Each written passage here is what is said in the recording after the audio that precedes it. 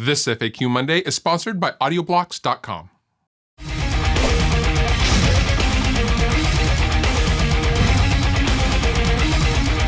Well, hello there, and welcome to another FAQ Monday. I am your host, Fluff, and I would like to take the opportunity to say thanks for stopping by. Thanks for sharing your coffee, and, well, I mean, if you're across the other side of the planet, thanks for having dinner with me.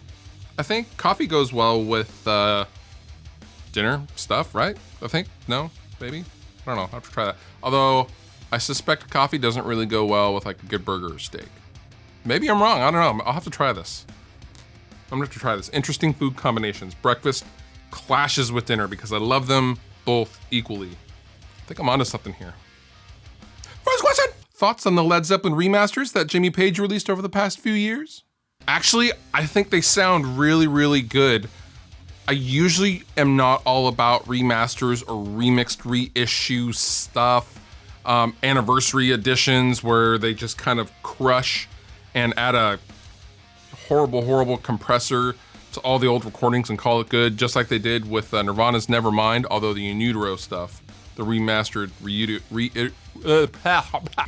In Utero stuff did sound pretty good, and I also like that they included the Steve Albini mixes of some of the songs as well. But generally speaking, I think we can all agree that a lot of the reissues these days just sound like garbage, but one of the exceptions is the remastered Led Zeppelin stuff, and who better to do it than Jimmy Page himself. I really appreciate that he took the time to kind of update for modern playback devices and things like that. You know, they're just a little louder, but they're still really dynamic, and they're not super crushed, at least the ones that I've heard.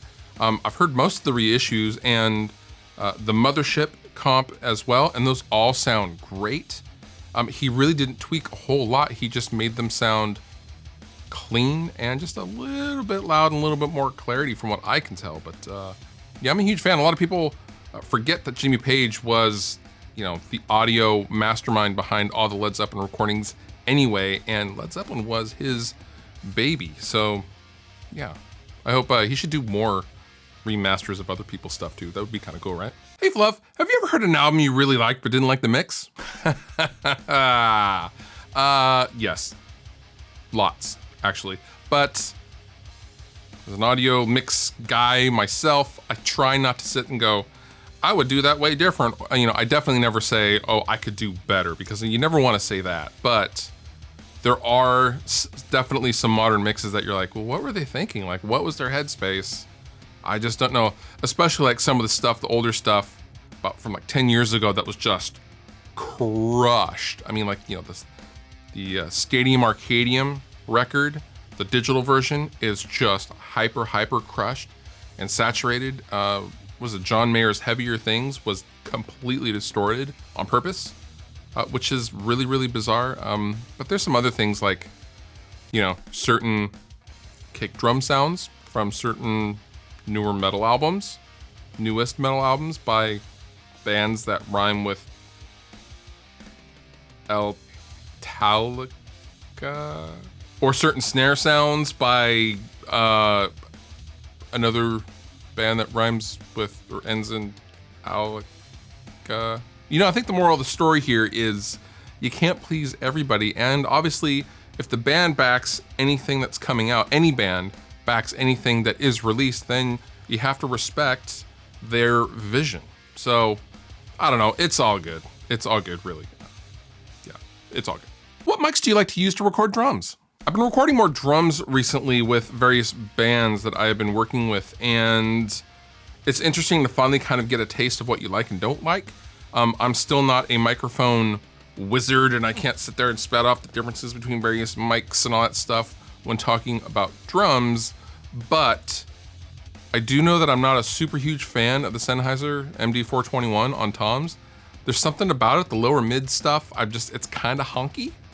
I really do actually like an RE20, an Electro Voice RE20, or I really want to try the Audix D6s on toms. I hear those are explosive and awesome. But for rooms, when I'm tracking drums, vintage Coles 4038s are awesome. Overheads, I actually really like vintage Neumann U87s. And I've been playing a lot on snare drums and playing with mic selection on drums and just trying different stuff. And I actually really like the combination of my really old beat up Shure Beta 57, a really, really old one, Unidyne one, and an Audix i5 together and blended completely together. Like there's no mismatch as far as levels, both of them at full up, phased correctly. They sound awesome together. It's what I've been going with lately, although, I don't know, I'm gonna try to switch it up because I really wanna start trying different mics on snares just to see what happens. Because you know what, that stuff's kind of fun, right? What area of your guitar playing would you like to enhance?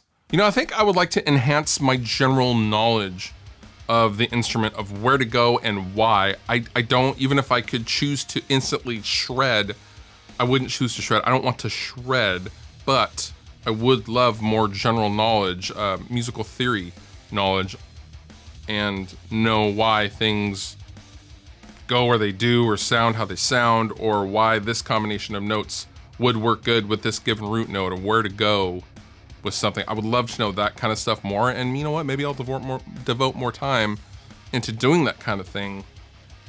And I think that was my big drawback, like when songwriting, like, okay, where do I go? And you don't want to go to the same old place, so you start trying other stuff. And you'll eventually get there, but I think having more musical theory knowledge would have helped me in many situations to kind of shorten that time span spent on trying to find where I want to go within the song. So, I don't know, maybe I'll do that eventually. I have a few friends that could help me out for sure.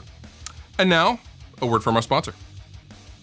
Audioblocks.com is the first subscription-based audio resource where you can download and use unlimited amounts of production music, sound effects, movie effects, all sorts of different sound effects, and use them forever for one monthly fee. Pretty awesome. Audioblocks.com also has one of the largest stock audio libraries with over 100,000 different clips of music, loops, sound effects, and much, much more. This month, Audioblocks.com is launching a new collection featuring hundreds of new sci-fi and fantasy-inspired tracks to use with footage like this.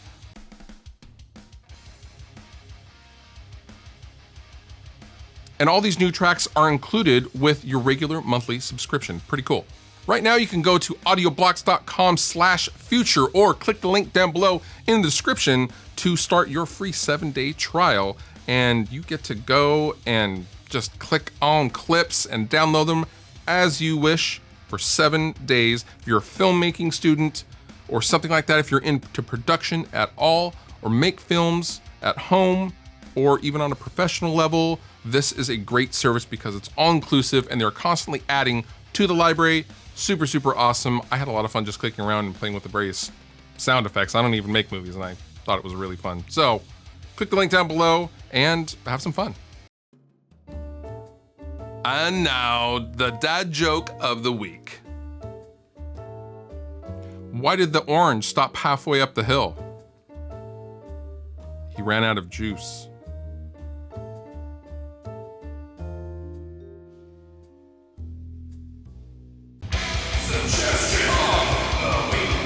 My suggestion to you this week is to come and hang out with me over on Spotify. I recently made a Spotify playlist.